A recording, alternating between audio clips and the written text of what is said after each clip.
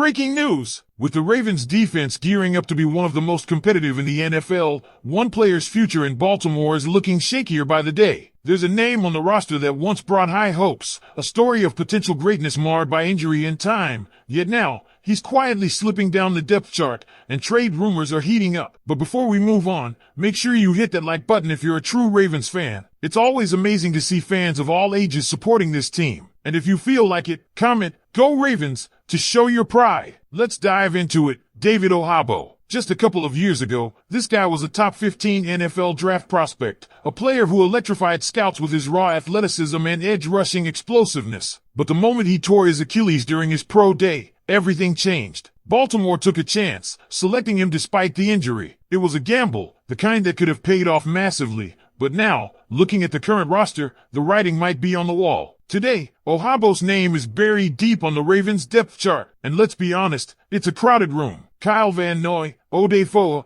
rookie sensation Adisa Isaac, the promising Tavius Robinson, and Mike Green, these guys are bringing serious heat to the outside linebacker position. When a guy like Ojabo, who's only appeared in 13 games over 2 seasons with a modest stat line of 9 tackles, 2 sacks, and 15 pressures total, is looking up at that level of talent, you have to ask, how long does he have left in Baltimore? It's not just about production either, it's about availability. Tavius Robinson, for example, played significantly more snaps last year and was simply more impactful. Over 200 more snaps, 3 times the tackles, more stops in the run game, and he just looked like a more complete and dependable player. And then there's Adisa Isaac, who's turning heads in camp and is clearly ahead of schedule in his development. The truth is, if Baltimore is only keeping 5 outside linebackers, David Ojabo is the odd man out. Now, that opens the door to the real question, should the Ravens trade him? According to analysis from Last Word on Sports, several teams might just be willing to take that gamble. The Carolina Panthers, for example, desperately need edge rush help. They were near the bottom of the league in sacks and pressures last season. With a weak depth chart and a hunger for defensive firepower, Ojabo could walk into their rotation and immediately provide support. He wouldn't have to be a star, just an effective second option. And right now, Carolina would probably take that in a heartbeat. Then you've got the Atlanta Falcons, another team struggling in the pass rush department. Despite a poor sack count,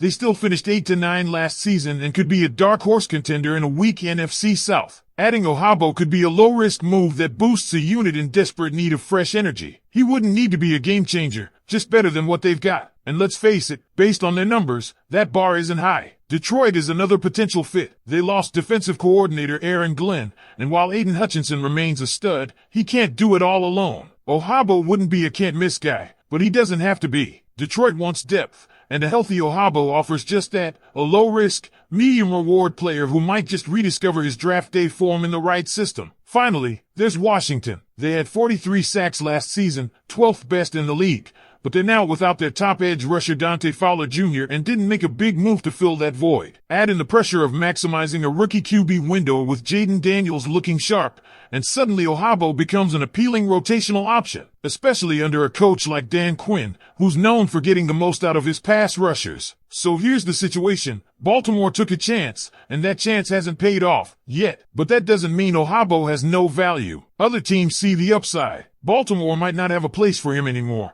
but that doesn't mean the rest of the league agrees. And if the Ravens can get anything in return, draft picks, a backup piece, anything, shouldn't they take it? Now I want to hear from you. Should the Ravens trade David Ojabo? Is it time to cut their losses? Or do you believe he still has untapped potential that belongs in Baltimore? Let's pick up right where we left off. David Ojabo, once the Ravens' high upside risk, now finds himself staring at a harsh reality. Not only is his spot on the final 53-man roster in jeopardy, but it's becoming increasingly likely that Baltimore is shopping him around. And honestly, it might be the best thing for both sides. Think about it, Ojabo is still just 24. The upside hasn't magically disappeared, but with guys like Mike Green looking like a day-one contributor and Adisa Isaac flashing the kind of burst and technique that could make him one of the steals of the draft, Baltimore just doesn't have the luxury of patience anymore. The Ravens are in win-now mode. This is a team eyeing the Super Bowl, and every single roster spot matters. There's no room for developmental what-ifs when the rest of the room is outperforming you on every level. Even internally, the buzz around Ojabo has gone quiet. There's no hype, no momentum. Meanwhile, his competition keeps rising. Tavius Robinson's explosive performance in that playoff game against Buffalo didn't go unnoticed. He showed dominance, poise,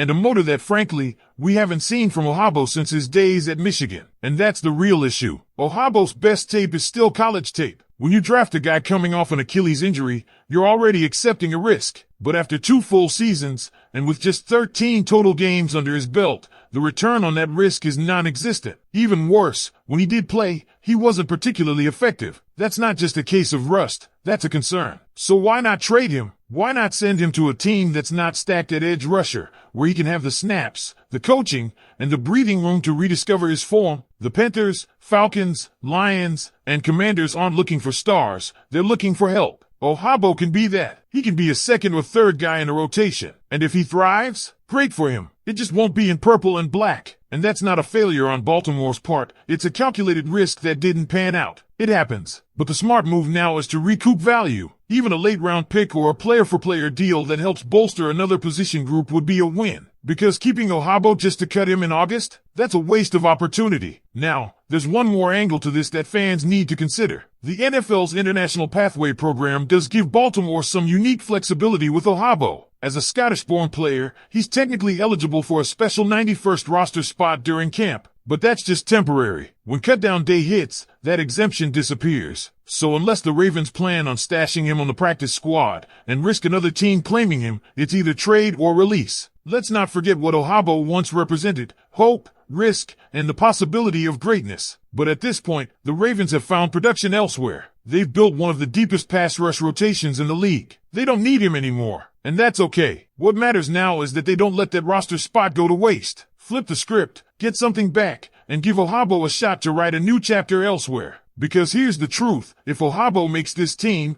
it's at the expense of a younger, healthier, and more productive player. And that's a luxury Baltimore can't afford. And here's another layer that Ravens fans absolutely cannot ignore. This isn't just about Ojabo. It's about what his situation represents in the larger picture of how this front office operates and how this coaching staff evaluates talent moving forward. Baltimore has long been known for its ability to identify defensive talent and develop it. From Terrell Suggs to Matthew Judon, to more recent names like Ode Foa and now the emergence of Mike Green and Adissa Isaac, this organization has shown time and again that they know what they're doing when it comes to edge rushers. But the Ojabo situation stands out because it was a deviation from the usual Ravens draft playbook. Baltimore took a major swing on a player recovering from a significant injury, and 2 years later, we're still waiting to see even a glimpse of what made him so intriguing in the first place. It's rare to see the Ravens miss this significantly, and that's what makes the idea of moving on from Ojabo so striking. This front office knows how to cut bait when it's time, and that time might be now. Let's also talk about cap space and roster management. Ojabo isn't breaking the bank,